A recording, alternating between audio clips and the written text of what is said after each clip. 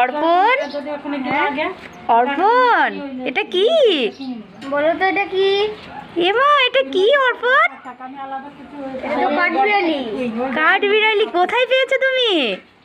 আমাদের বাড়ি একটা কলার কাজের ভিতরে। তাই? এ মা কি সুন্দর, ওকে কি খেতে দাও? দুধ, বিস্কুট। তাই?